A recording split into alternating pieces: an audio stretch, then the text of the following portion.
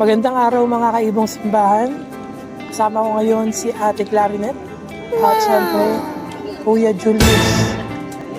Papalad tayo dahil umabot tayo sa ating ikalawang taon. Happy anniversary sa ating lahat. Napakaganda nitong biyaya na ito na binigay sa atin dahil patuloy na nagbibigay tayo ng inspirasyon, buwela, kasiyahan sa ating mga kaibong simbahan, sa ating mga kaparishioner, sa ating mga church worker.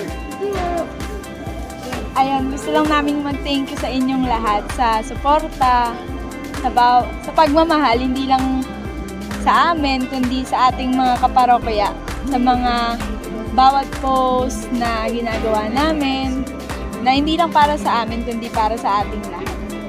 Wow!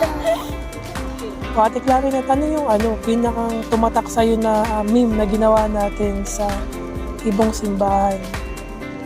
Meme siguro sa akin yung tungkol sa rewind.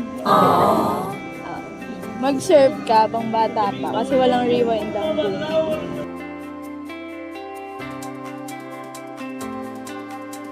Ako naman, dun sa mga mga church worker na yung mga chismosa.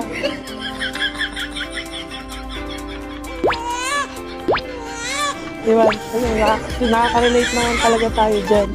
Meron talagang mga kasamahan tayo na masyadong makwento, na minsan nakakapagpatawa sa atin, minsan nakakainis sa atin.